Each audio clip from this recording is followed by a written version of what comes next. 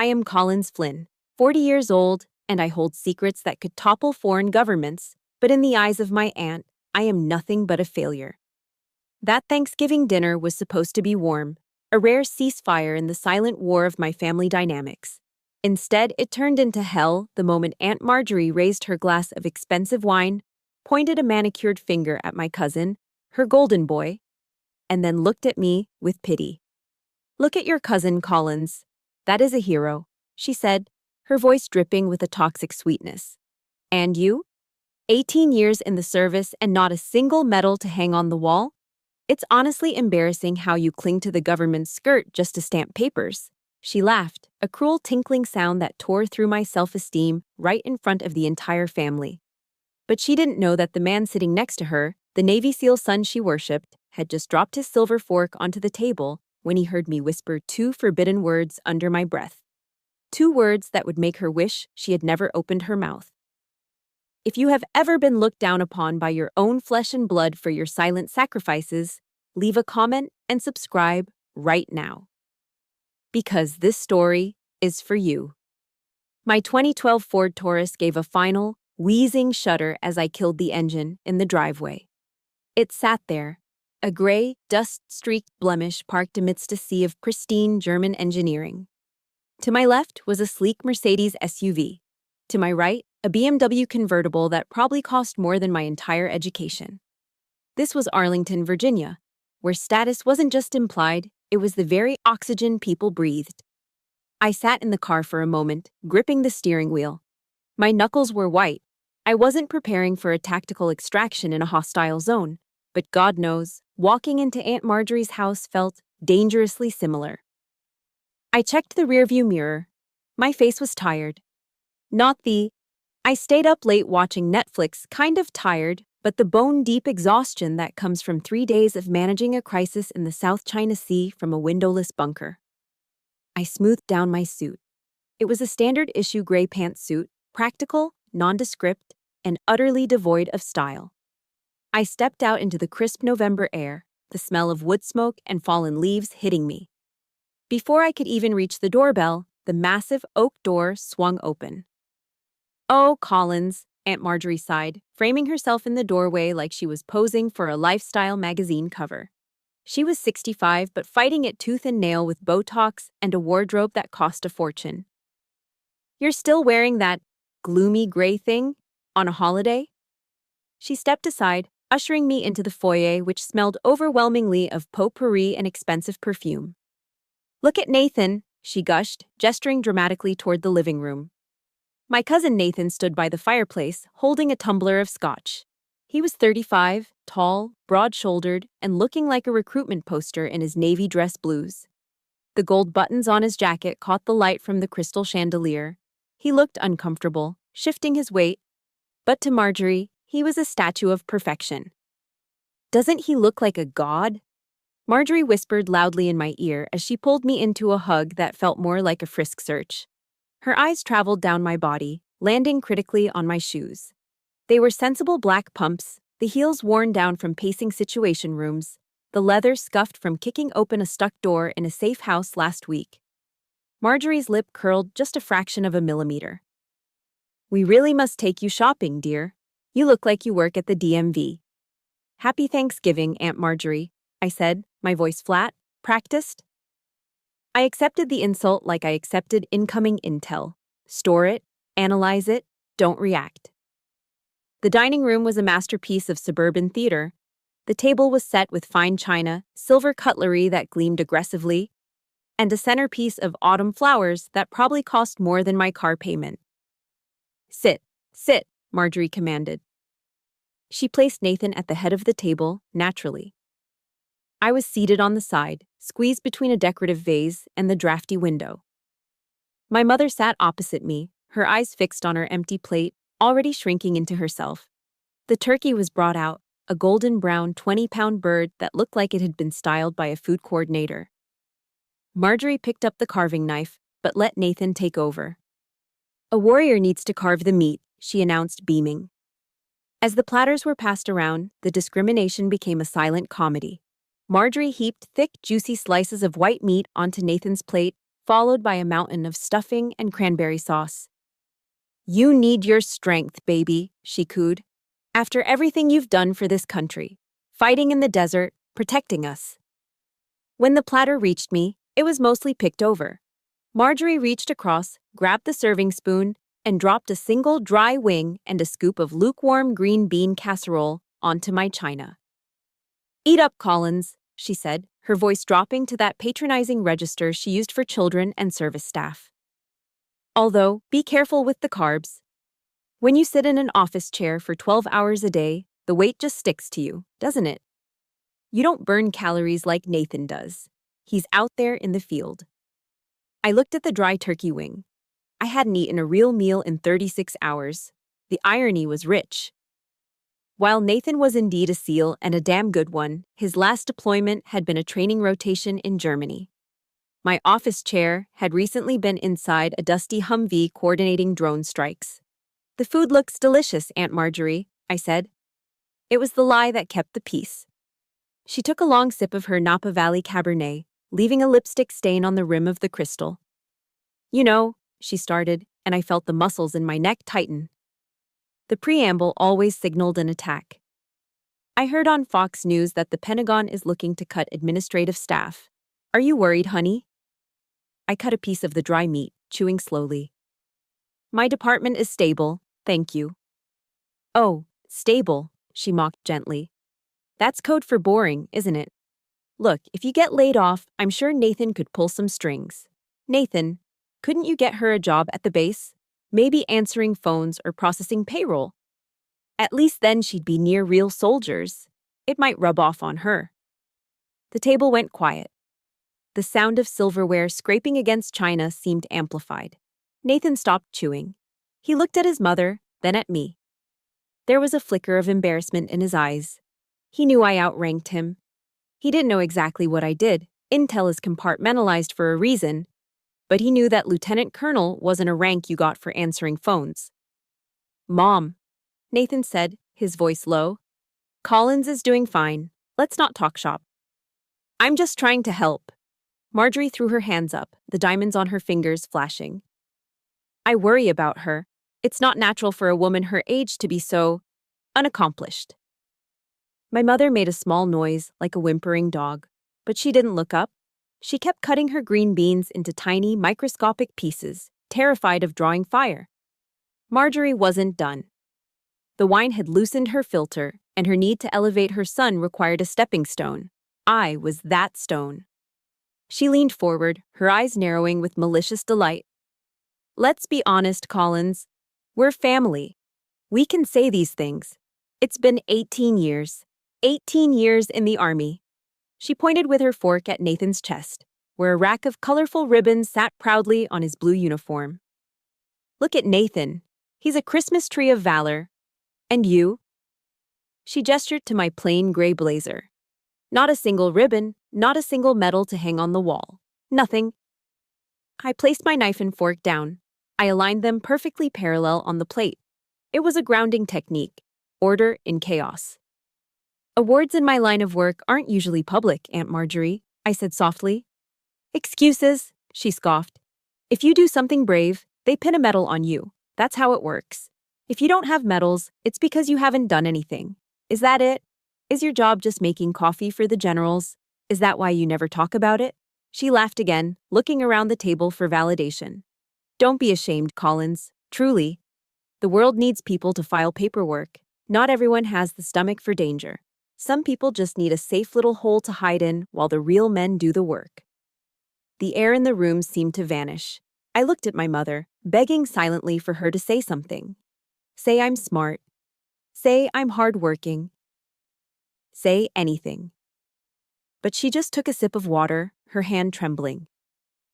I was alone. I looked away from my mother and fixed my gaze on the centerpiece of the table. A single tall white candle burned in the middle of the autumn arrangement. The flame flickered, dancing in the draft from the window. It was mesmerizing. It was hypnotic. And suddenly, I wasn't in a dining room in Arlington anymore. The smell of roast turkey vanished, replaced by the scent of damp earth and freshly cut grass. the white tablecloth faded into the pristine white marble of a headstone. The flickering candle wasn't a decoration. It was the eternal flame of memory. The insult about hiding from danger echoed in my ears, but it swirled together with a voice from the past, dragging me backward, down into the deep, dark well of memory where the real scars began. The flame of the candle blurred, pulling me back to a gray, drizzly morning in Arlington National Cemetery 28 years ago. I was 12. The world felt too big, too cold, and entirely too empty without my father. The grass was impossibly green, contrasting sharply with the rows of white marble headstones that stretched out like silent soldiers standing at eternal attention. My father's funeral wasn't a grand affair. He was a quiet man in life, and he remained a quiet man in death. There were no news cameras, no crowds of weeping admirers. Just a small group of men in trench coats who stood at a respectful distance, their faces hard and unreadable, and the honor guard performing the flag presentation. I watched, mesmerized and heartbroken, as the soldiers folded the American flag. 13 folds, precise, sharp, meaningful. Each fold a tribute to a life given in service. When the officer knelt in front of my mother and presented the tight blue triangle with the white stars facing up, he whispered the words I would memorize forever. On behalf of the President of the United States Army, and a grateful nation. My mother took the flag, her hands trembling so violently she nearly dropped it. I wanted to reach out, to touch the coarse fabric, to feel the last physical piece of my father. But then Marjorie's voice cut through the solemn silence like a serrated knife. She was standing right behind us, dressed in a black coat that looked more appropriate for a fashion runway than a burial. She leaned toward my mother, not to offer a tissue or a hug, but to whisper something that would burn a hole in my heart. "See, Sarah," Marjorie hissed, her breath smelling of mince and judgment. "This is the price of stubbornness. If he had just listened to me and gone into commercial real estate, he'd still be here. He'd be closing deals in D.C., not rotting in a wooden box for a pension that won't even cover your rent." I froze. The tears drying on my cheeks turned cold. At 12 years old, I didn't have the words to fight back, but I felt the acid of her words eating through me. To Marjorie, my father wasn't a patriot who died protecting assets in Eastern Europe. He was a bad investment. He was a failure because he didn't leave behind a portfolio of strip malls and duplexes. That moment defined the rest of my life. It drew a line in the sand. On one side was Marjorie's world, loud, shiny, and hollow. On the other was my father's world, silent, dangerous, and honorable. I chose my side right then and there. As I grew up, the divide only deepened. While Nathan was being groomed to be the golden child, I became the ghost. I remember my 10th birthday. It was a Tuesday. I had woken up with that specific, bubbly excitement that only a child feels, waiting for the balloons, the cake, the happy birthday song. I waited all morning, then all afternoon. By dinner time, the silence was deafening. Mom was rushing around the kitchen, but not for me. Marjorie and Nathan had come over. "Did you hear?" Marjorie announced, bursting through the door, her voice booming. "Nathan won the regional swim meet, first place in the freestyle, my little Olympian." Nathan, dripping wet hair and holding a cheap plastic trophy, beamed. Mom clapped, her face lighting up in a way it never did for me. "Oh, that's wonderful. We have to celebrate. Let's order pizza." I sat on the stairs, hugging my knees. My 10th birthday, double digits, and it had been completely erased by a swimming trophy. I didn't say a word. I just went back to my room, pulled out my math homework, and worked until my eyes blurred. If they weren't going to love me, I decided I would make sure they couldn't ignore me. I would be undeniable. By high school, I was undeniable. But not in the way Marjorie valued. When I was accepted into West Point, the United States Military Academy, it was one of the proudest moments of my life. I had worked myself to the bone. I was the valedictorian of my class. I placed the acceptance letter on the kitchen counter, waiting for someone to notice. Marjorie saw it first. She picked it up with 2 fingers as if it were a dirty napkin. "West Point," she sniffed, tossing it back down. "Good Lord, Collins. Why would a girl want to go there? Short hair, marching in the mud, no social life?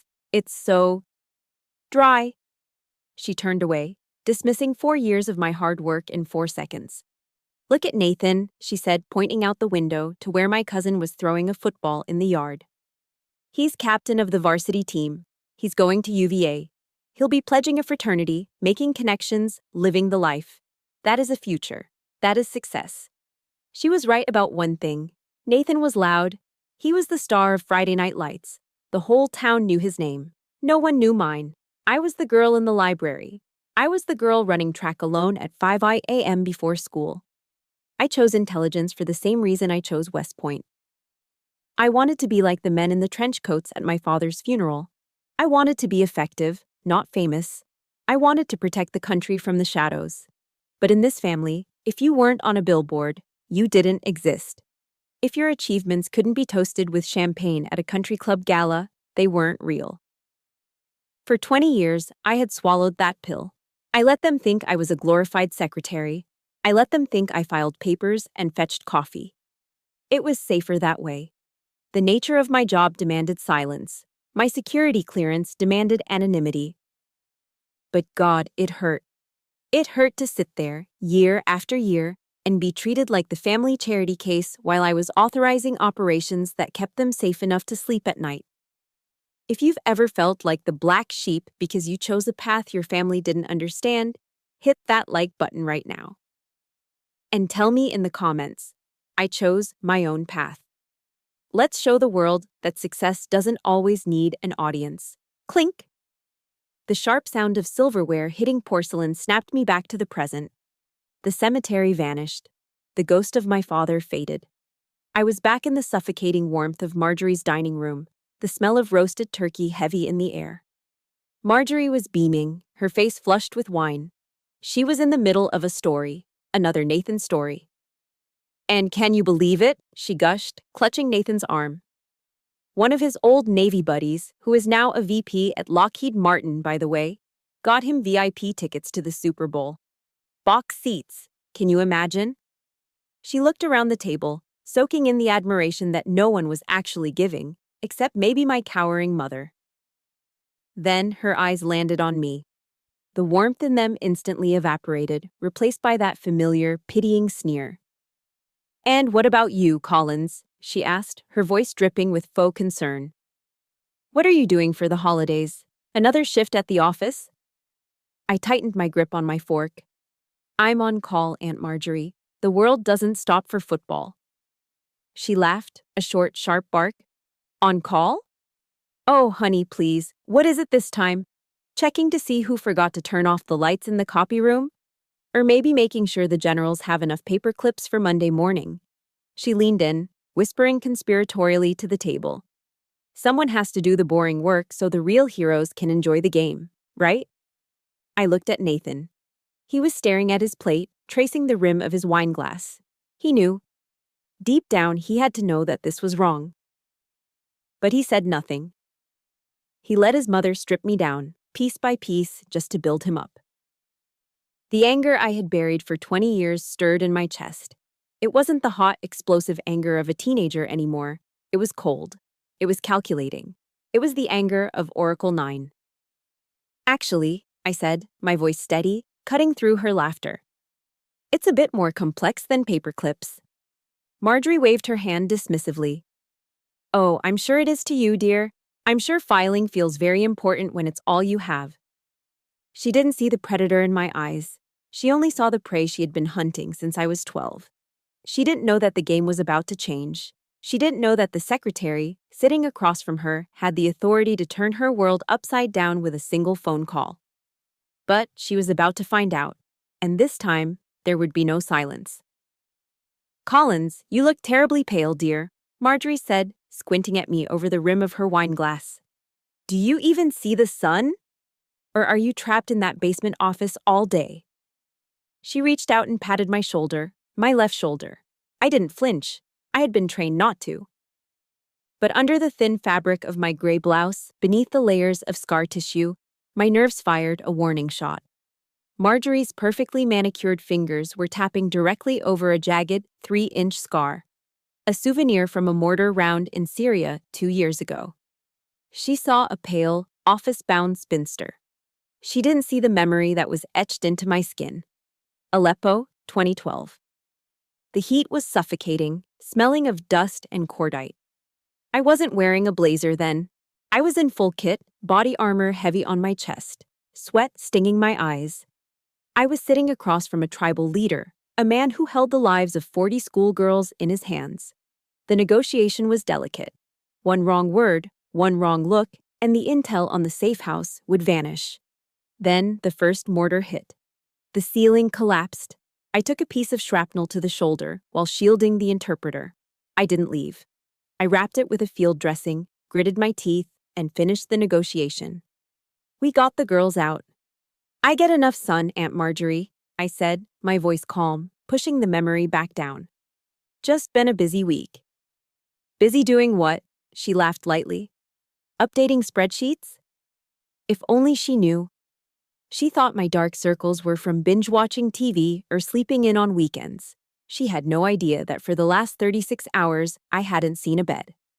I had been locked inside a skiff, a sensitive compartmented information facility, deep within the bowels of the Pentagon. It was a windowless, soundproof box kept at a constant 60 degrees to keep the servers and the analysts awake. The air smelled of stale coffee and ozone. For a day and a half, I had been the lead targeting officer for a joint special operations task force. We were tracking a shipment of illegal surface-to-air missiles moving across a border in North Africa. I had watched the live feed from a Reaper drone hovering at 20,000 feet. I had made the calls. I had given the green light. The stress was a physical weight pressing down on your chest until you forgot to breathe. When the mission was over, when the threat was neutralized and the assets were safe, I hadn't celebrated. I had simply driven home, showered for 10 minutes, changed into this suit, and driven straight to this dining room to be told I looked lazy. "Something like that," I replied, taking a sip of water. The ice clinked against the glass. Across the table, Nathan was watching me. He wasn't eating. His fork was resting on his plate, and his eyes, sharp, blue, trained, were locked on my face. He was a SEAL. He knew how to read people. He knew what exhaustion looked like, the kind that comes from adrenaline dumps and sleep deprivation, not boredom. More importantly, he noticed what I was doing. Without thinking, my eyes had scanned the room again. I checked the main entrance. I checked the sliding glass doors to the patio. I noted that the heavy drapes were open. A sniper risk, technically, though in suburban Virginia, it was just a privacy issue. I checked the position of the knives on the table. It was automatic. Situational awareness. You don't turn it off just because you're eating cranberry sauce. "Collins," Nathan said, his voice cutting through his mother's chatter about her new Pilates instructor. "You okay?" I met his gaze. For a second, just a second, there was a silent communication between us, warrior to warrior. "I'm fine, Nathan," I said. "You look wired," he said, choosing his word carefully. "Like you're expecting the door to get kicked in." My heart skipped a beat. He was getting too close. I forced a small, self-deprecating smile. The mask slipped back into place. "Just too much coffee, probably. The new machine at the office is aggressive." Nathan frowned, not buying it. He opened his mouth to ask something else, something probing. But Marjorie, sensing the spotlight shifting away from her son, intervened. "Oh, for heaven's sake, Nathan," she scoffed, waving her hand dismissively. "She's not wired. She's just stressed. You know how it is with these administrative types. The copier probably jammed again. Or maybe the colonel didn't like how she brewed his morning roast." She turned to the table, her eyes gleaming with amusement. "Can you imagine being stressed about paper clips while my son is out there jumping out of helicopters?" She threw her head back and laughed. It was a loud, brash sound, like fingernails dragging down a chalkboard. It filled the room, bouncing off the crystal chandelier and the expensive wallpaper. It was the sound of pure, unadulterated ignorance. "I mean, really," she continued, wiping a tear of mirth from her eye. "It's cute in a way. Everyone has their little battles. Yours is just stationary." My mother kept her head down, pushing a pea around her plate. Nathan looked down at his hands, his jaw tightening. I felt the heat rise up my neck. Not embarrassment. Rage. Cold, hard rage.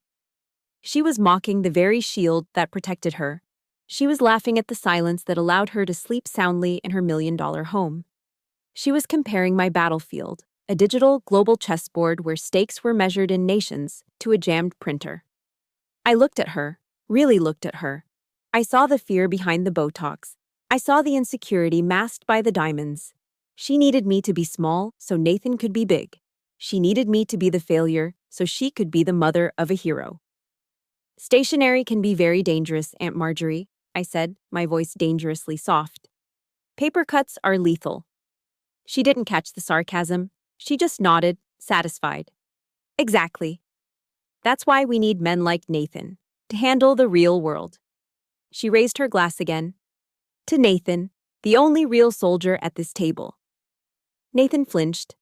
The glass in his hand trembled slightly. He looked at me, his eyes pleading. Don't do it, his look said.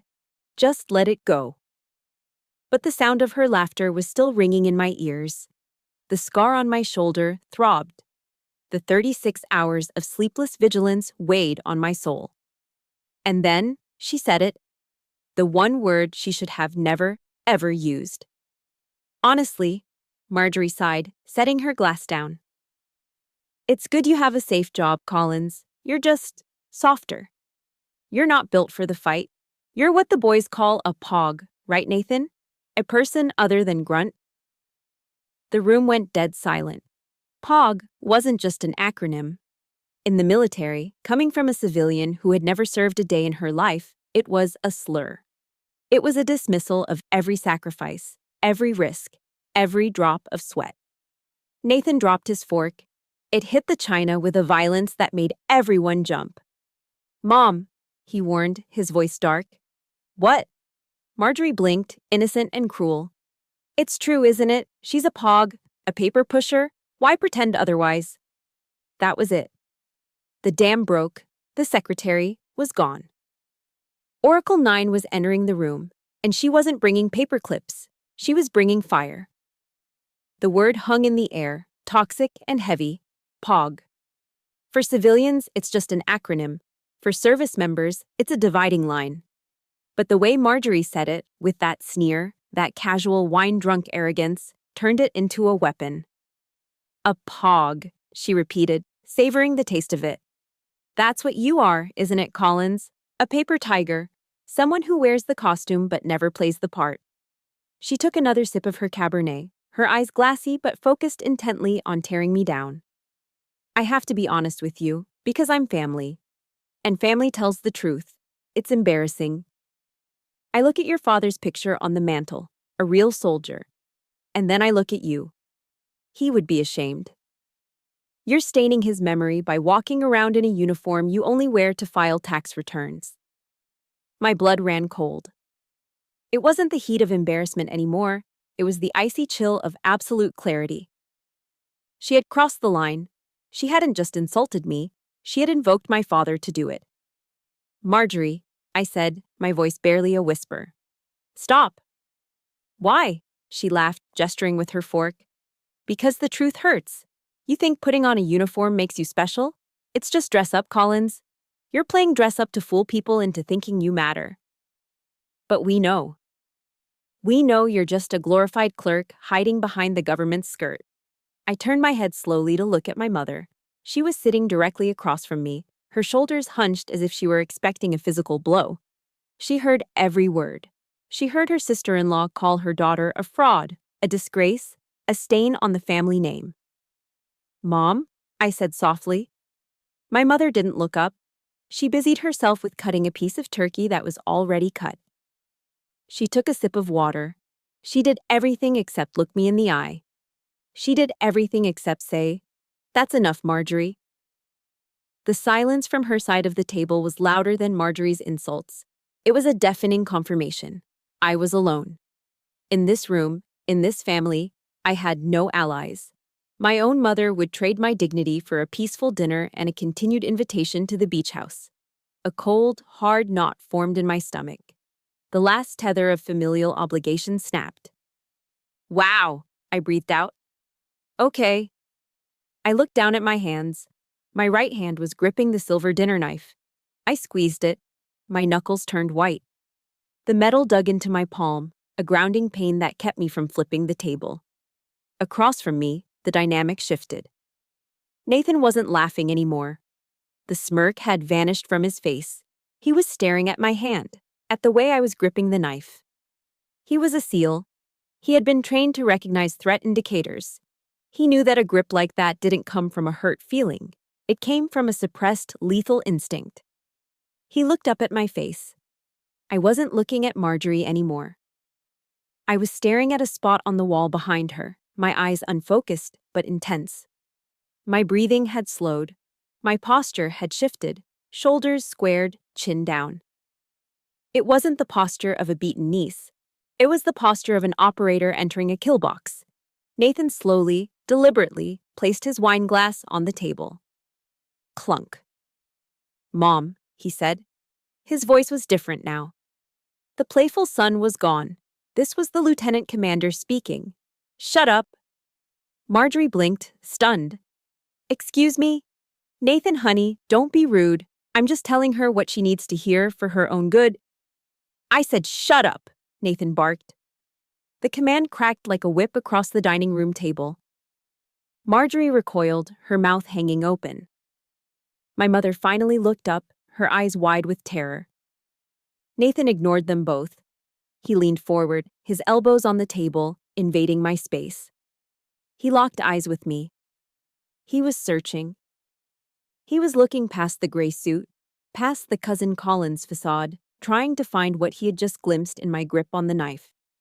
He saw the scar tissue in my eyes, the kind you don't get from paper cuts. He saw the 1,000-yard stare that I had let slip for just a fraction of a second. "Collins," Nathan said, his voice low, deadly serious. "You're not admin, are you?" I didn't answer. I kept my gaze steady, cold. "I've been watching you all night," Nathan continued, his eyes narrowing. "You cleared the room when you walked in. You checked the exits. You haven't sat with your back to the door once. And that grip?" He nodded at my hand still strangling the knife. "That's not how a clerk holds silverware." "Nathan, what are you talking about?" Marjorie sputtered, trying to regain control. "She's just upset because I called her out." "Quiet!" Nathan slammed his hand on the table, rattling the fine china. He didn't break eye contact with me. "Drop the act, Collins," he said. "It wasn't a request. You're not a pog. You never were. I've seen that look before. I've seen it in guys who come back from places that don't exist on maps." He leaned in closer, his voice dropping to a whisper that carried more weight than a scream. "Don't lie to me. Not here. Not now." He took a breath, and then he asked the question that would shatter the charade forever. "What is your call sign?" The question hung there. A call sign isn't just a nickname. It's an identity. It's who you are when the world is burning. It's the name that pilots scream over the radio when they need air support. It's the name that enemies whisper in fear. If I answered him, there was no going back. If I answered him, the gray suit, the boring job, the failure of a niece, it all died right here on this table. Marjorie looked confusingly between us. "Call sign? Like Top Gun?" "What is this nonsense?" Nathan ignored her. "Tell me, Collins. I need to know who I'm sitting across from.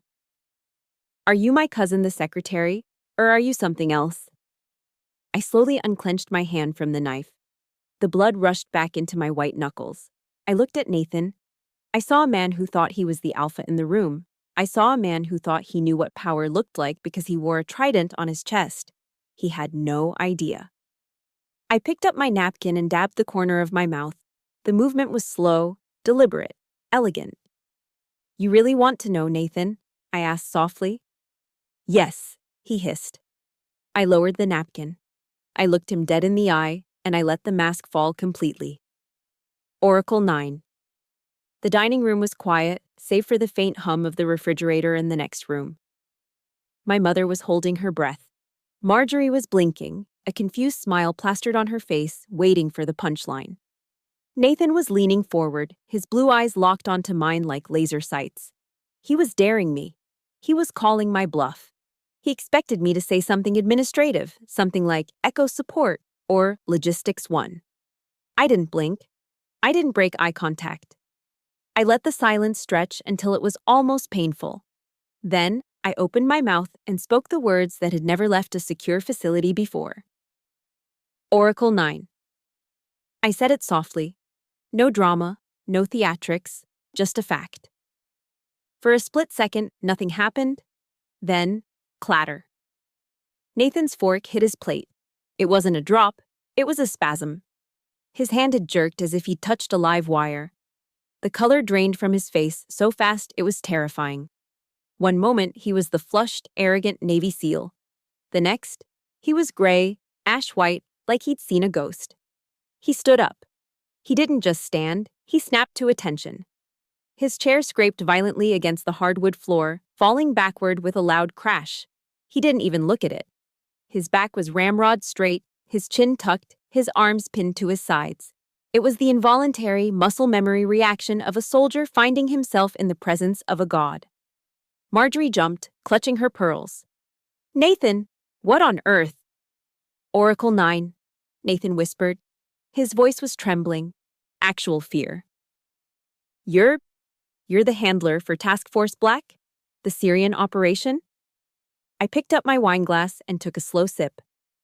"Sit down, Lieutenant Commander." He didn't sit. He couldn't. He looked like he was about to vomit. I didn't know. I swear to God, Collins, I didn't know. The guys talk about Oracle 9 like it's a myth. We thought you were a general. Or a committee. Just me, I said calmly. Just the cousin who files papers. Marjorie looked between us, her face twisting in annoyance. She hated being left out of the joke. She hated not being the center of attention. "Oh, for God's sake," she shrilled, slamming her hand on the table. "What is this? A video game? Oracle 9? What is that? A new anti-aging cream? Stop playing soldier, Collins. You're scaring your mother." She let out a high, brittle laugh. "Look at him, Nathan. She's got you jumping at shadows. It's probably just her email password." "Shut up, Mom." The scream tore from Nathan's throat. It was primal. It was desperate.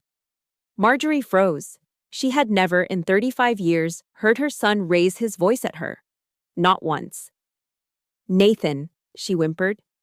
Nathan turned to her, his eyes wild. He pointed a shaking finger at me. "Do you have any idea who she is? Do you have any idea what you've been mocking all night?" She's Collins," Marjorie stammered. "She's a secretary." "She is the highest-level intelligence asset in this hemisphere," Nathan roared. "She holds clearance levels that don't even have names. Mom, listen to me. Oracle 9 authorizes kill-capture missions. She directs drone strikes. She moves whole carrier groups like chess pieces."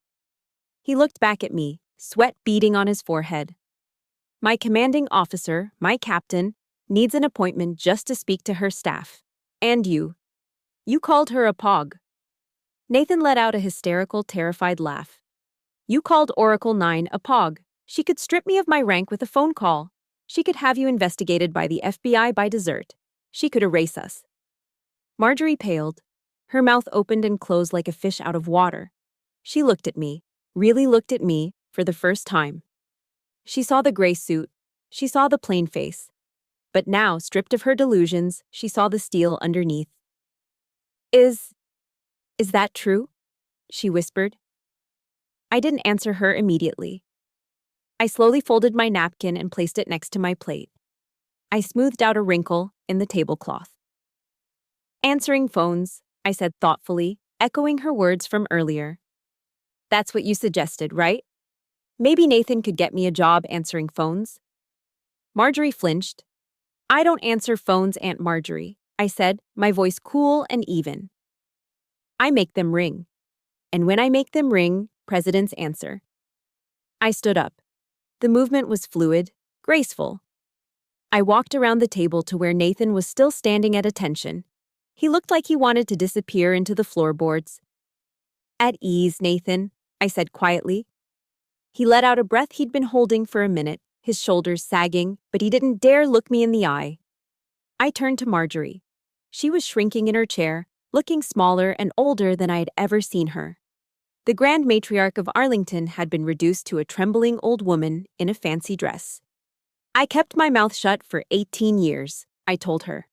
Not because I was ashamed, but because my work requires silence. Because the safety of this family, and this country, depends on people like me staying in the shadows while people like Nathan get the parades. I gestured to Nathan's ribbon rack. He earned those. He's a good soldier. He kicks down doors. But I tell him which doors to kick. And I make sure there isn't a bomb waiting on the other side. I leaned in close to her, resting my hands on the back of her chair.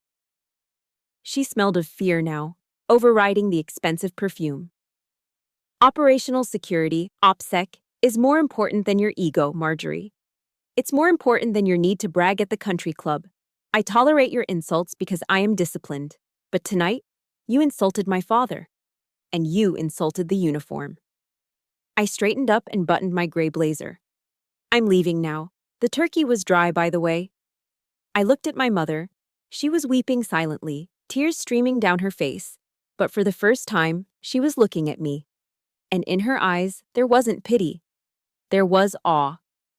Mom, I said, you can stay if you want, but I'm going home. I turned on my heel and walked toward the foyer. My heels clicked on the hardwood floor, a steady, rhythmic sound. Click, click, click. Behind me, the dining room was a tomb. No one moved, no one spoke. The only sound was the crash of Marjorie's wine glass as her shaking hand finally knocked it over, spilling red wine across the pristine white tablecloth like blood. I didn't look back. I opened the heavy oak door and stepped out into the night. The air was cold, biting. I took a deep breath, filling my lungs with oxygen that didn't smell of hypocrisy and lies. I walked to my beat-up Ford Taurus. It looked the same as it had an hour ago, dusty, old, unremarkable. But as I unlocked the door, it felt different. It felt like a chariot. I sat in the driver's seat and checked my phone. One missed call, secured line. I dialed back. This is Oracle, I said. Go ahead. The voice on the other end was clipped, urgent. Ma'am, we have a situation in Kabul. Task Force Alpha is requesting your authorization for extraction. I'm on my way, I said. ETA 20 minutes. I started the engine. The headlights cut through the darkness of the suburban street. I pulled out of the driveway, leaving the mansion and the metals behind. I had a job to do. A real job. Answering phones, I repeated, letting the words hang in the air like smoke. That's what you suggested, right? Maybe Nathan could get me a job answering phones. Marjorie flinched. The color that had drained from her face was slowly returning, but it wasn't the healthy flush of embarrassment. It was the blotchy, uneven red of a narcissist who had been cornered. But why didn't you say anything? She stammered, her voice pitching up into a whine. She looked around the room, desperate for an ally, but found none. Collins, how could I have known? You never talk about your work. You come here in those drab clothes driving that terrible car. I just wanted to help you. I laughed. It was a dry, humorless sound. Help me? Is that what you call it? Yes, she insisted, clutching her pearls as if they were a lifeline. I pushed you because I care. I wanted you to have ambition, Collins. I didn't want you to waste your life. I only wanted what was best for you. Stop, I said. The single word cut through her hysterics like a blade. I took a step closer to her. She shrank back into her chair, pressing herself against the expensive upholstery. You didn't want what was best for me, Marjorie, I said, my voice steady and cold. You wanted what was best for your ego. You needed a failure. You needed someone to point at and say, look at her, look how sad and small she is, so that Nathan would look even bigger by comparison. I gestured to Nathan, who was still standing, looking like his entire world had just tilted on its axis. Nathan is the star, I continued. He's the hero. He's the golden boy. But a star doesn't shine as bright without a dark background. That's what I was to you, wasn't I? I was the dark background. I was the prop you used to make your sun shine brighter. Marjorie opened her mouth to argue, but no words came out. The truth was too blatant, too naked. I never, she whispered weakly. You did, Nathan said. His voice was hoarse. He was looking at his mother, but the admiration that usually filled his eyes was gone. In its place was something colder, something like disgust. She's right, Mom, Nathan said, shaking his head slowly. God, she's right. You always told me she was lazy. You told me she washed out of real training. You told me she was just a clerk. He looked down at his hands, hands that had held weapons, hands that had saved lives. And then he looked back at his mother. You made me arrogant. You made me believe I was better than her just because I wear a uniform everyone recognizes. But I'm not better. I'm just louder. Nathan, Marjorie gasped, tears welling up in her eyes, tears of self-pity, not remorse. How can you say that? I'm your mother. I did everything for you. You lied to me, Nathan said simply. You looked at a woman who serves at the highest level of national security, and you called her a pog because it made you feel important. He turned away from her, unable to look at her face anymore. The idol had fallen. The pedestal had shattered. I watched the realization wash over Marjorie. She had lost. She had lost the game she had been playing for 18 years. She had lost the narrative. And worst of all, she was losing the adoration of her son. For a narcissist, that is a fate worse than death. She turned her gaze back to me. The fear in her eyes was replaced by a sudden, vicious hatred. If she couldn't control me, she would try to destroy me one last time. So you think you're better than us now? She spat, her voice trembling with rage. Just because you have some secret clearance? Just because you have a fancy code name? You're still just Collins.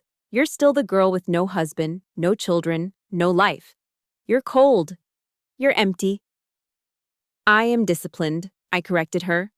I looked at her with a clarity that felt liberating. 18 years, Marjorie.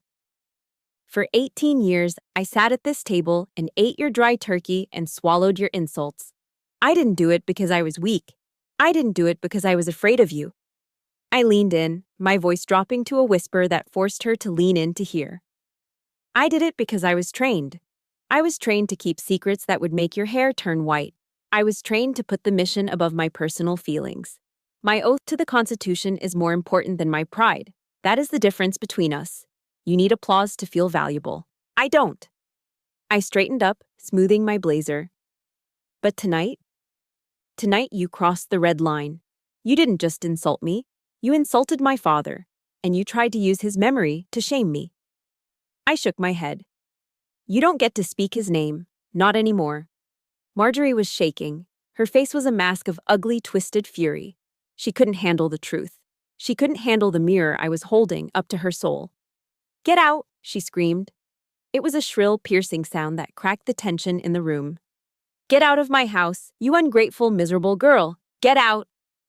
She was pointing at the door, her hand trembling violently. She was trying to reclaim her territory. She was trying to have the last word. I didn't flinch. I didn't yell back. I simply nodded. Gladly, I said. I looked at my mother one last time. She was still sitting there, silent, tears streaming down her face. But she gave me a tiny, imperceptible nod. It wasn't enough to make up for years of silence, but it was a start. Goodbye, Mom, I said softly. I turned on my heel and walked toward the foyer. I didn't rush. I walked with the measured pace of a woman who knows exactly where she is going. Don't come back, Marjorie shrieked behind me. Don't you dare come back here expecting Christmas dinner. You're dead to me. Her words bounced harmlessly off my back. They were just noise, static. I reached the heavy oak door and pulled it open. The air outside hit me like a physical blow, cold, crisp, and clean. It smelled of winter and dead leaves, but to me, it smelled like freedom. It smelled like the end of a very long, very dark chapter. I stepped out onto the porch and let the door close behind me. Thud. The sound was final. It was the sound of a bridge burning, and the warmth of the flames felt incredible. I walked down the driveway toward my car. The wind bit at my cheeks, but I didn't button my coat. I wanted to feel it. I wanted to feel everything. For the first time in my life, I wasn't the niece who wasn't good enough. I wasn't the cousin who lived in the shadow. I was Collins Flynn. I was Oracle 9. And I was free. If you have ever had to walk away from a family member to save your own sanity, hit that like button. It's the hardest thing to do, but sometimes it's the only way to survive. Leave a comment saying, "I chose peace," if you agree that boundaries are necessary. I reached my car and put my hand on the door handle. My phone vibrated in my pocket. A secure line. I pulled it out. The screen glowed in the darkness. "This is Oracle," I answered. "Ma'am?" The voice on the other end was clipped, urgent. "We have a situation developing in Sector 4. Task Force Alpha is requesting authorization for immediate extraction." I looked back at the house one last time. Through the window, I could see Marjorie still gesturing wildly, shouting at an empty room. I saw Nathan sitting with his head in his hands. I turned my back on them. "I'm on my way," I said into the phone. "ETA 20 minutes. I got into the car, started the engine, and drove away. The rearview mirror was dark, but the road ahead was illuminated by my headlights, bright and clear. The Pentagon at 2 a.m. is a different world. The tourists are gone. The massive parking lots are empty except for the scattered cars of the watch officers and crisis response teams. The corridors, usually buzzing with the noise of thousands of bureaucrats, are silent, stretching out like endless linoleum arteries. But deep inside the E-ring, inside the NMCC, the National Military Command Center, the pulse never stops. I walked through the double doors, flashing my badge. The Marine Guard didn't just check it, he recognized me. He straightened up, giving a sharp nod. "Ma'am." "Status?" I asked, not breaking stride. "Situation Room B. They're waiting for you, Oracle." I entered the room. It was a hive of controlled chaos. A dozen analysts were hunched over computer terminals, their faces illuminated by the blue glow of screens. On the main wall, a massive digital map of Kabul, Afghanistan, was displayed in high definition. "Officer on deck," someone barked. The room didn't snap to attention. We don't do that in crisis mode, but the energy shifted. Heads turned, eyes focused. The uncertainty that had been filling the room evaporated the moment I walked in. I wasn't Collins the poor relation anymore. I wasn't the niece who wore boring clothes. Here, in this windowless room filled with secrets, I was the apex predator. "Talk to me," I commanded, tossing my coat onto a chair and rolling up the sleeves of my gray blazer. Major Vance, a seasoned intelligence officer with bags under his eyes, stepped forward. "We have a problem, Oracle. Asset Echo 4 has been compromised. His cover was blown 20 minutes ago. He's holed up in a safe house in District 9, but he's got hostiles closing in. 3 technicals, maybe 15 dismounts." I looked at the screen. A live drone feed showed the thermal signatures, white-hot ghosts moving through the dark streets of Kabul. I saw the safe house. I saw the enemy trucks circling like sharks. Echo 4 wasn't just an asset, he was a father of 2 from Ohio, who had been deep undercover for 6 months, gathering intel on a terror cell. He was one of ours.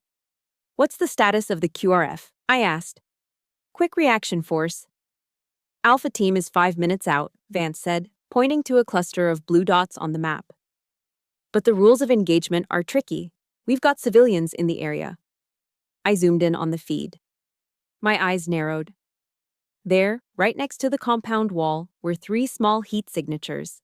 They were too small to be fighters. "Kids," I whispered, "playing soccer in the street. If we engage with hellfires from the drone, we wipe them out," Vance said grimly. "If we wait for Alpha to get there on foot, Echo 4 gets overrun."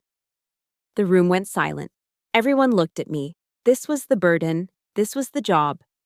Marjorie thought I made coffee. In reality, I made life or death decisions in the blink of an eye.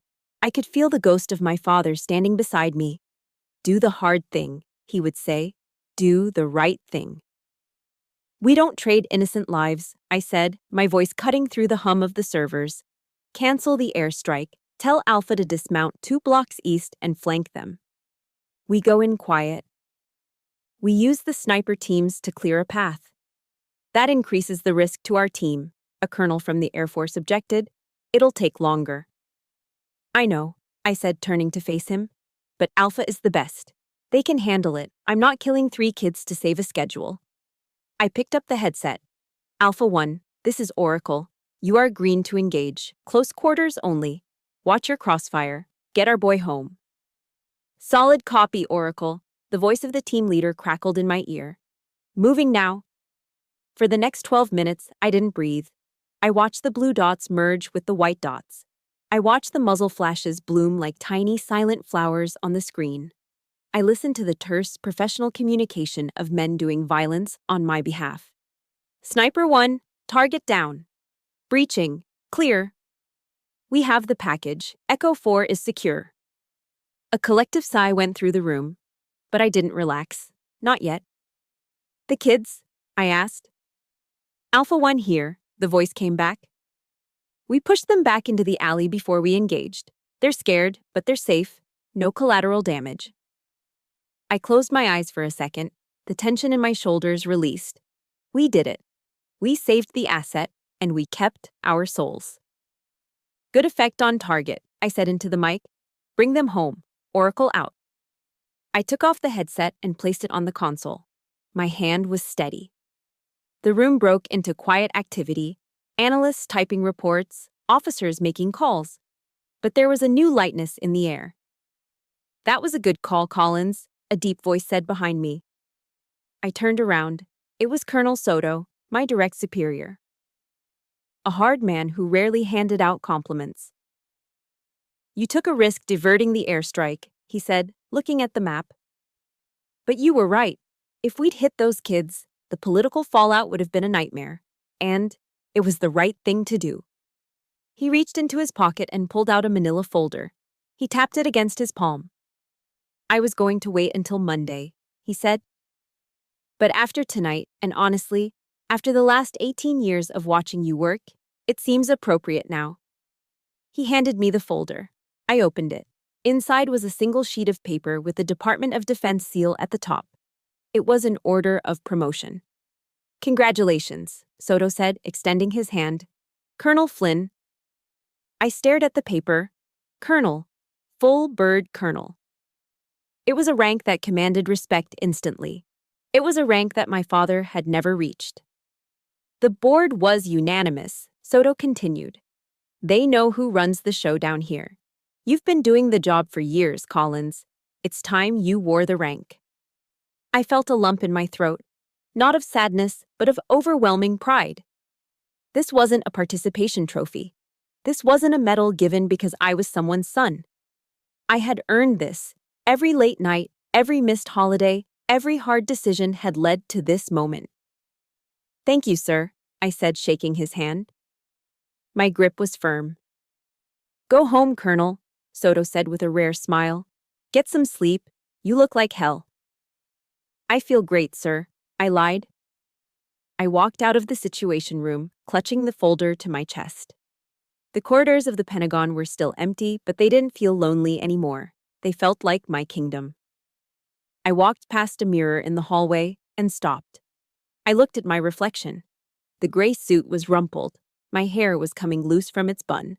My eyes were shadowed with fatigue. But I didn't see the failure Marjorie saw. I didn't see the pog Nathan mocked. I saw a colonel. I saw a warrior. I saw Oracle 9. I thought about the dinner earlier that evening. I thought about the expensive wine and the empty bragging. It all seemed so small now, so insignificant. Marjorie could keep her country club. She could keep her mansion. I had this. I had the knowledge that tonight, because of me, a father was going home to his children in Ohio. Because of me, 3 Afghan kids would grow up to see another sunrise. That was my medal. And it was worth more than all the gold in Arlington. I walked out into the massive parking lot, the cold air biting at my face again. I got into my Ford Taurus and placed the folder on the passenger seat. I looked at it one more time, smiling. Happy Thanksgiving, Dad, I whispered to the empty car. I started the engine and drove home. The sun was just starting to peek over the horizon, painting the sky in shades of purple and gold. A new day was breaking. And for the first time in a long time, I was ready to meet it. Silence is a weapon. In the intelligence community, we call it radio silence. It's a tactical choice to deny the enemy information, to confuse them, to make them sweat. But in a family, silence is something else entirely. It's a shield. For 18 months, I wielded that shield against Marjorie. She didn't take the hint immediately. Narcissists never do.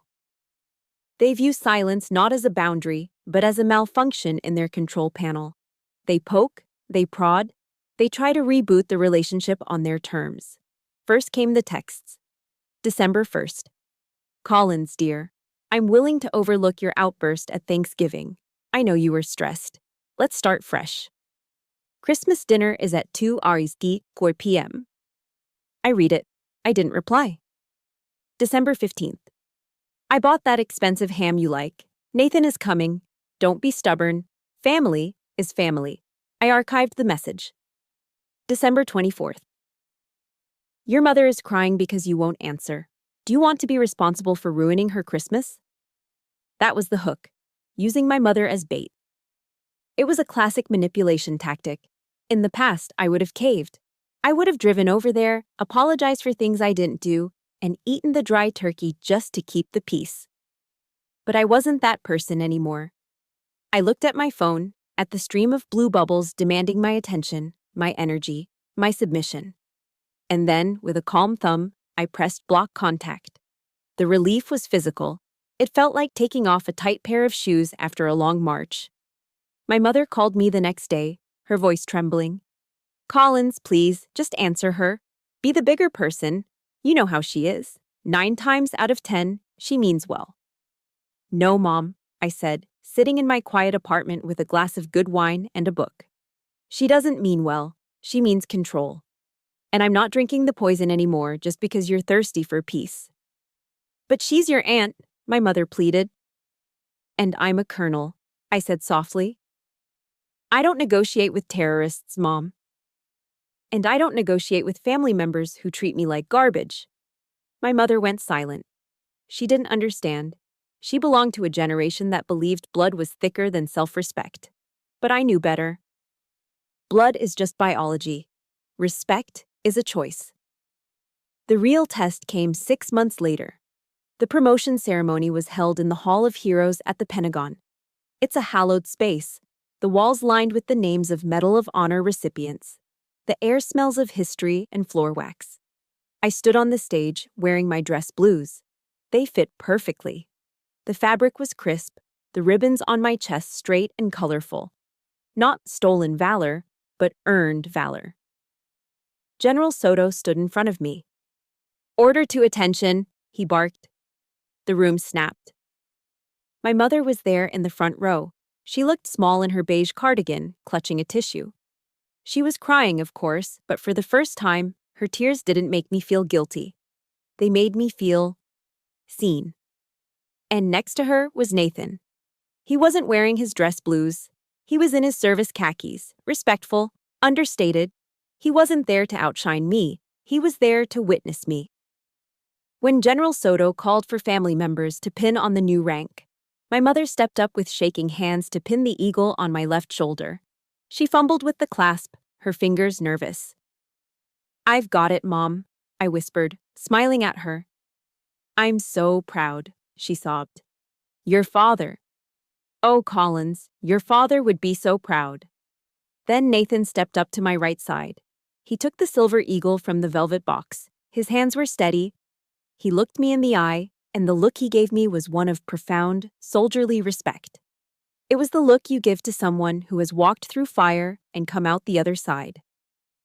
Colonel, he said softly as he pinned the eagle to my shoulder. Lieutenant Commander, I nodded. After the ceremony, during the reception, Nathan pulled me aside near the punch bowl. He looked older than he had at Thanksgiving. The arrogance that used to coat him like a second skin was gone, replaced by a quiet humility. She wanted to come, Nathan said, looking down at his cup. I didn't need to ask who she was. She threw a fit when I told her she wasn't on the list. He continued. She bought a new dress. She was going to tell everyone how she always knew you were special. She wanted to be the aunt of the colonel. I took a sip of punch. And I told her no. Nathan said. He looked up at me. I told her she lost that privilege the night she called you a pog. I told her that you don't get to celebrate the victory if you weren't there for the fight. I felt a tightness in my chest loosen. Thank you, Nathan. He shrugged, a shadow passing over his face. I should have done it years ago, Collins. I'm sorry I let her use me to hurt you. I didn't see it until you showed me. You see it now, I said. That's what matters. But Marjorie wasn't done. If she couldn't be there in person, she would force her presence into the room another way. 2 hours later, back in my new office, a corner office with a view of the Potomac, my assistant, Captain Lewis, walked in carrying a massive floral arrangement. It was ostentatious. Orchids, lilies, roses. It looked like a funeral spray for a billionaire. Delivery for you, ma'am, Lewis said, struggling to see over the blooms. No return address, but there's a card. I plucked the card from the plastic fork. I recognized the handwriting immediately. It was loopy, decorative, and aggressive. To my dearest niece, Colonel Flynn.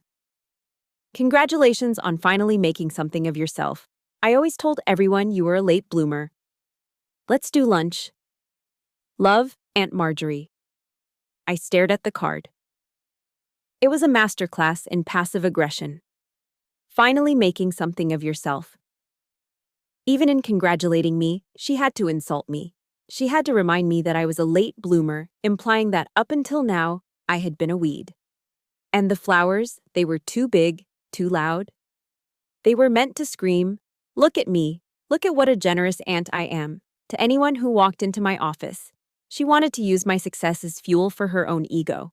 She wanted narcissistic supply, the validation she craved like oxygen. Captain Lewis, I said calmly. Yes, Colonel. Take these back to the mailroom, I said, dropping the card into the shredder. Whirr! The loops and swirls of her handwriting turned into confetti. Ma'am? Lewis looked confused. They're really nice flowers. They're not flowers, Captain. They're a Trojan horse, I said, turning back to my computer. Send them back to the sender. Do not open the plastic. And mark the package. Refused by addressee. Copy that, ma'am. Lewis didn't ask questions. He picked up the monstrosity and marched out. I watched him go. I felt a profound sense of peace. In the past, I would have kept the flowers. I would have felt obligated to write a thank you note. I would have let her buy her way back into my life with a few $100s of petals. But not today. I was Oracle 9. I decided who had access to my life. And Marjorie? Her clearance had been permanently revoked. If you've ever had to block a toxic family member to find your own peace, leave a comment below. It's not spite, it's self-preservation. I turned to look out the window at the river. The sun was setting, casting long shadows over D.C. My phone buzzed on the desk. I glanced at it, expecting a briefing update. It was Nathan. The message was short. No emojis, no fluff.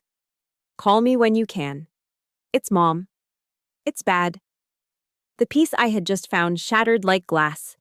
The radio silence had been broken, not by manipulation, but by mortality. Walter Reed National Military Medical Center is a place of contradictions. It is sterile, yet heavy with emotion. It is where heroes come to heal, and sometimes where they come to die. But Marjorie wasn't a hero. She was a dependent. And now she was a patient in the oncology ward. I walked down the hallway, the squeak of my sneakers on the linoleum floor echoing in the silence. I wasn't wearing my uniform. I wasn't Colonel Flynn. I wasn't Oracle 9. I was just Collins, wearing jeans and a soft gray sweater, carrying a cup of bad cafeteria coffee. When Nathan had called me at 3:04 a.m., his voice cracking, saying, "It's pancreatic, stage 4. All the anger I'd held onto for 18 months. It didn't disappear, but it lost its weight. Hate is heavy. It takes energy to maintain. And facing the finality of death, hate seemed like a waste of calories. I pushed open the door to room 402. The woman in the bed was a stranger. The Marjorie I knew was a force of nature, loud, vibrant, painted in layers of makeup and arrogance. This woman was small. She was gray. Her hair, usually dyed a fierce blonde and sprayed into submission, was gone, replaced by a thin, patchy fuzz. Her skin hung loosely on her bones. Nathan was sitting by the window, staring out at the parking lot. He looked exhausted. When I entered, he stood up, relief washing over his face. "You came," he whispered. "Of course I came," I said. Marjorie stirred. Her eyes opened slowly. They were yellowed, sunken, but they were still hers. She focused on me, blinking as if trying to clear a fog. "Collins."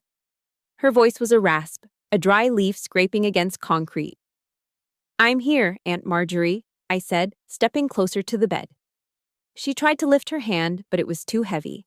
I reached out and took it. Her skin felt like parchment paper, dry, fragile, cold. You look different," she wheezed. "I'm just wearing civilian clothes," I said softly. "No," she shook her head slightly. "You look strong." A tear leaked from the corner of her eye and tracked a path through the map of wrinkles on her cheek. "I always hated that about you. Even when you were little, you were so quiet, so self-contained. You didn't need anyone." I pulled a chair close to the bed and sat down. This was it. The unmasking. The drugs and the proximity to death had stripped away the narcissism, leaving only the raw, ugly truth underneath. "Why did you hate me, Marjorie?" I asked. It wasn't an accusation, it was a genuine question. She closed her eyes. "Because you reminded me of him. Your father." She took a ragged breath. Everyone loved him. He was the hero. He was the brave one. And I was just the sister who married money. I was just the one who threw parties. She squeezed my hand with surprising strength. "And then you came along. And you were just like him." And I looked at Nathan, my sweet, soft boy, and I was terrified. Terrified of what? "That you would be better than him," she confessed, her voice breaking. "That you would eclipse him. And if you, the quiet, boring cousin, were better than my son, then what did that make me? A failure. A mother who couldn't raise a winner." I looked at Nathan. He was weeping silently by the window, his back turned to us. He was hearing his mother admit that her love for him had been conditional, based on him being better than someone else. "So I tried to make you small," Marjorie whispered. "I thought if I pushed you down, if I made you feel worthless, you wouldn't shine so bright. And Nathan would look taller." She opened her eyes and looked at me, pleading. "I was jealous, Collins. I was so jealous of your strength. I was jealous that you didn't need the applause." The room was silent except for the rhythmic beeping of the heart monitor. Beep. Beep. Beep. I looked at this dying woman. I looked at the ruin of her vanity. And I felt nothing. No anger, no triumph, just a profound, aching pity. She had spent her entire life building a fortress of lies to protect a fragile ego. And now, at the end, she was alone in the rubble. "I'm sorry," she sobbed. "I'm so sorry, Collins. Can you ever forgive me?" This was the moment. The power dynamic had shifted completely. She was begging for absolution. I held the keys to her peace. I could have said no. I could have walked out. I could have let her die with the weight of her guilt. It would have been justified. But I remembered the words of a chaplain I met in Kandahar. Holding on to anger is like grasping a hot coal with the intent of throwing it at someone else. You are the one who gets burned. I looked at the burn scars on my soul. I was tired of carrying them. "I forgive you, Marjorie," I said. Her body sagged with relief. You do?" "Yes," I said firmly. "Not because what you did was right. It wasn't. You hurt me. You hurt Nathan. You hurt my mother." I paused, smoothing the blanket over her hand. "I forgive you because I refuse to carry your poison for another day. I forgive you because I want peace more than I want revenge. Marjorie closed her eyes, tears flowing freely now. Thank you, she whispered. Thank you. She drifted into sleep shortly after that, the morphine pulling her under. I sat there for another hour, watching her chest rise and fall. Nathan walked over and put a hand on my shoulder. You're a better person than I am, he said hoarsely. I don't know if I could have done that. It wasn't for her, Nathan, I said, standing up. It was for me. Marjorie died 4 days later. The funeral was exactly what she would have wanted. It was held at a large Episcopal church in Arlington. There were lilies everywhere, thousands of dollars worth of flowers. The pews were packed with her country club friends, women in black designer dresses, and men in expensive suits. They stood up and gave eulogies about her generosity, her style, her zest for life. They talked about the parties she threw. They talked about her charity galas. I sat in the front row, dry-eyed. I listened to the lies. They were beautiful lies, polite lies, the kind we tell at funerals to smooth over the rough edges of a life. But I knew the truth. Nathan knew the truth. As they lowered the casket into the ground, I looked up at the sky. It was a brilliant, piercing blue, not a cloud in sight. I thought about my father's funeral. Simple, quiet, honorable. I thought about Marjorie's funeral. Loud, expensive, hollow. I realized then that legacy isn't what you leave in your bank account. It isn't the size of your headstone. Legacy is the truth you leave behind in the hearts of the people who knew you. Marjorie left behind a legacy of insecurity and noise. My father left behind a legacy of service and silence. I knew which one I chose. I walked over to the open grave and dropped a single white rose onto the casket. Goodbye, Aunt Marjorie, I whispered. Rest in peace. The competition is over. I turned around and walked away, across the manicured grass of the cemetery. Nathan fell into step beside me. We didn't speak. We didn't need to. We walked out of the cemetery gates and onto the sidewalk. The city was bustling around us. Life was moving on. What now? Nathan asked, looking at me. He looked lost, like a child who had just realized the map he was given was wrong. Now. I smiled, inhaling the fresh air. Now we live, on our own terms. I checked my watch. I have a briefing at 1400 hours. The world keeps turning. Go get him, Oracle, Nathan said, a genuine smile touching his lips for the first time in weeks. I got into my car and drove toward D.C. The Washington Monument pierced the skyline in the distance, white and stark against the blue. I felt lighter than I had in 20 years. The ghost was gone. The shadow was lifted. I was ready for the future. 15 years is a long time. It's long enough for a child to grow up, for a war to end, and for a ghost to become a legend. I stood in front of the full-length mirror in my Arlington apartment. The face looking back at me was older. There were lines around my eyes, crow's feet etched by years of squinting at satellite imagery and reading intelligence reports in low light. My hair, once a nondescript brown, was now streaked with iron gray. Marjorie would have been horrified. She would have dragged me to a salon to cover it up, to hide the evidence of time. But I earned every single gray hair. I wore them like ribbons. I adjusted the collar of my uniform. It wasn't the gray suit anymore. It was the Army Service uniform, the dress blues. And on the shoulder, gleaming under the recessed lighting, was a single, silver star. Brigadier General. It still felt surreal to say it out loud. General Flynn. My father never made it past Major. He was a good soldier, but he didn't play the political game. I didn't play the game either. I rewrote the rules. I picked up my cover, the hat with the gold braid, and placed it squarely on my head. I looked at myself one last time. I didn't see a lonely spinster. I didn't see a pog. I saw a woman who had built an empire out of silence. Time to go, General, I whispered to the empty room. The drive to West Point took 3 hours. The Hudson River Valley was ablaze with autumn colors, red, gold, orange, mirroring the ribbons on my chest. When I arrived at the academy, the air was crisp and electric. Cadets in their distinctive gray uniforms moved with purposeful strides. This was the factory where the Army forged its leaders.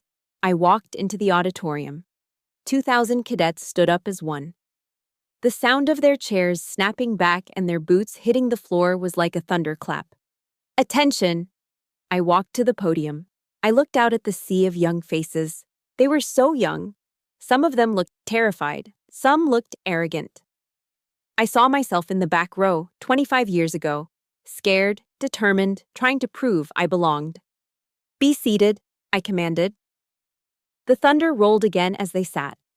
I didn't open with a joke. I didn't open with a war story about explosions and gunfire. Most of you want to be heroes, I began, my voice amplified by the microphone, steady and clear. You want the ticker tape parade. You want the CNN interview. You want your neighbors to look at you with awe. I paused, letting the words sink in. If that is why you are here, leave now. A ripple of unease went through the room.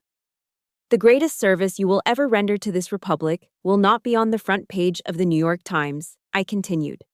It will be in a windowless room at 3 a.m. It will be a decision you make that saves 1,000 lives, but no one will ever know your name. It will be the silence you keep when your family asks what you do and you tell them you push paper because the truth is too heavy for them to carry. I looked directly at a young man in the front row who reminded me of Nathan, handsome, eager.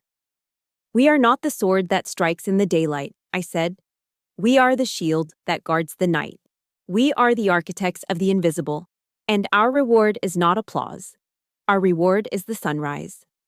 Our reward is knowing that because of us, a family in Ohio is eating dinner in peace, completely unaware of the monsters we kept from their door. I spoke for 20 minutes. I told them about the burden of secrets. I told them about the strength it takes to be misunderstood. I told them that character is what you do when the lights are off. When I finished, the applause was deafening. It wasn't polite applause. It was a roar of respect. As I was leaving the stage, a young female cadet approached me. She was small, with fierce eyes, standing rigidly at attention. Ma'am, she said, her voice trembling slightly. Cadet Martinez. At ease, Martinez, I said. What's on your mind? She hesitated, then blurted out, How do you handle the doubt, ma'am? My family thinks I'm crazy for being here. They say I should have been a nurse or a teacher. They say I'm too small for this fight. I smiled. It was a genuine, warm smile. I reached into my pocket and pulled out a heavy metal coin. It was my personal challenge coin. On one side was the general's star. On the other was a single eye, the symbol of oracle. And the Latin phrase, silentium est potentia, silence is power. I took her hand and pressed the coin into her palm. They look at you and see what you lack, I told her, my voice low and intense. They see your size, they see your gender. But they don't see your fire.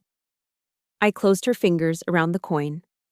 Don't waste your breath trying to explain your fire to people who only understand smoke. Let them doubt you. Let them underestimate you.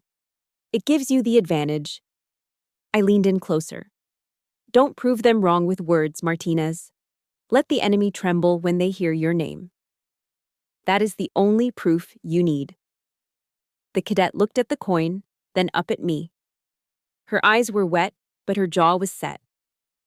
Thank you, General. Carry on, cadet. I walked out of the auditorium and into the sunlight. The air felt lighter here. The weight of the past, the weight of Marjorie's judgment, of Nathan's shadow, was gone. I had passed the torch. I drove back to D.C. as the sun began to set. When I got home, I didn't turn on the TV. I didn't check my secure email. I poured a glass of Pinot Noir, a good bottle, 2018, and walked out onto my balcony. The Potomac River flowed silently below, reflecting the city lights. My phone buzzed on the railing. It was a text from Nathan. Happy birthday, General. Attached was a photo. It was Nathan, looking tan and happy, wearing a flannel shirt and muddy boots. He was standing next to a beautiful brown horse, his arm around a smiling woman, his wife, and holding a little boy who was laughing at the camera. He wasn't a seal anymore. He wasn't the golden boy trying to win his mother's love. He was a rancher in Montana. He was a husband. He was a father. He had found his own peace, far away from the expectations of Arlington. I typed back, "Thanks, Nate. The horse looks better than you." He replied instantly with a laughing emoji. "Miss you, sis. Come visit." The kid needs to learn how to salute. I smiled. A real smile. I looked out at the city. For 40 years, I had defined myself by who I wasn't. I wasn't the son. I wasn't the favorite. I wasn't the hero. But standing there, under the stars, with a glass of wine in my hand and a star on my shoulder, I finally knew who I was. I was the girl who survived the silence. I was the woman who turned invisibility into invincibility. I took a sip of wine. It tasted like victory. "I am Collins Flynn," I whispered to the night. "I am Oracle 9. And for the first time in my life, I was free. My war with the past is finally over. But I know many of you are still fighting in the trenches. You might not have a star on your shoulder, but if you wake up every day and choose dignity over toxicity, you are a hero in my book." If my story gave you the strength to draw your own red line, please subscribe to the channel and share this video with someone who needs to hear it. We are building a community of silent warriors right here. And do me one last favor. Go to the comments and write, "I am my own hero." Let's fill the world with that truth. Oracle out.